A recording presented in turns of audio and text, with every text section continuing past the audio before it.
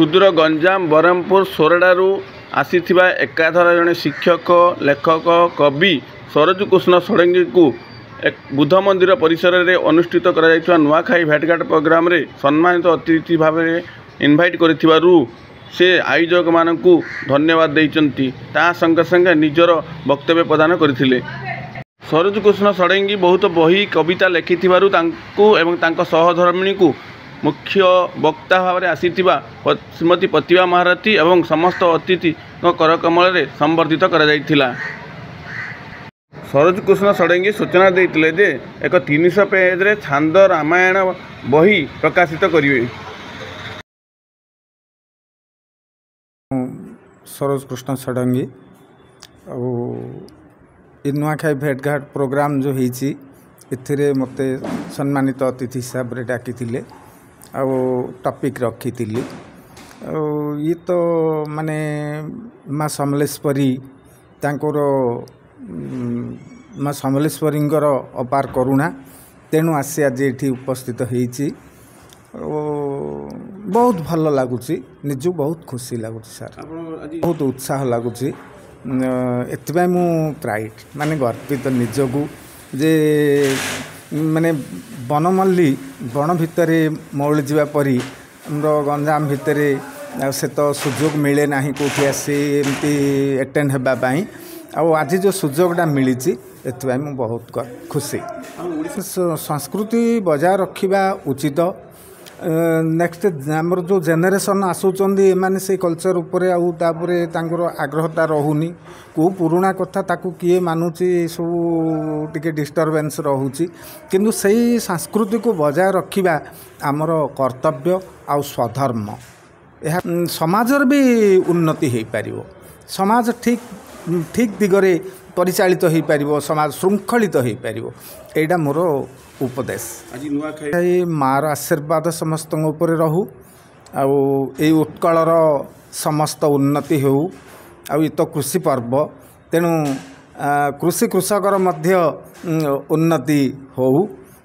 यह मोर से माँ निकटरे अयुत कोटि प्रणाम। अभी तो जेहेतु आमको सुजोगटा मिली तो सुजोग मिलवार नहीं तेणु आम दुई जन को से सम्मान करने डाकी से लेखक भाव में सुलेखिक माने एते तांकर साहित्य उपरे ज्ञान अच्छी जो ज्ञान के कल्पना भी करी होबनी किंतु से लेखा को से सुप्त हो रही जाइए किंतु ताकू बाहर को आनिया पई ताकू माने समस्त लोकलोचन को आनिया पई से आज ये ठिया होती तेणुक आम गर्वित साल लिखी बहुत किसी नवरत्न ज्योति नवग्रह स्तुति आउ सलिल भंडार सोरडारे आमर गोटे घाई अच्छी माने जोटा डैम सेटा को नहीं सलिल भंडार चिलिका काव्य परी काव्य रचना करछि आ गोटे ऋतुचक्र 6टी ऋतुर गोटे नहीं से ऋतुचक्र लिखिछि आ सार गोटे माने छांद रामायण बर्तमान मु रचना करिछि जोटा कि 300 पेज हबो पूरा छांद आकार प्राचीन कवि माने जेमती लिखि थांती माने आमर विचित्र रामायण जेमती विश्वनाथ खुंटिया लिखिले आउ जो गंगाधर आमर ये उपेंद्र भंज जेमती लिखिले नहीं से सारला दास तो से पुराण आकार हो गला ये पुराण सीना किंतु याकू छांद आकार पूरा माने वैदेश विलास राघव विलास सेहीपरि मु रघुवीर विलास लिखिली सर सर सर से रामायण आपण भाबुचंती से निश्चय मु आशा रखुची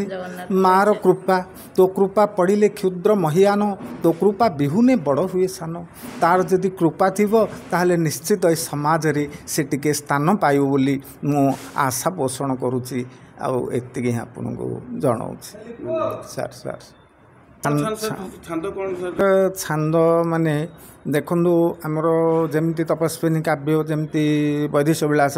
सेमती गोटे मोर टिके मन पड़ुची जे रावण सीता को वर्णना करुच्ची कोटि लावण्यमयी गो सुढल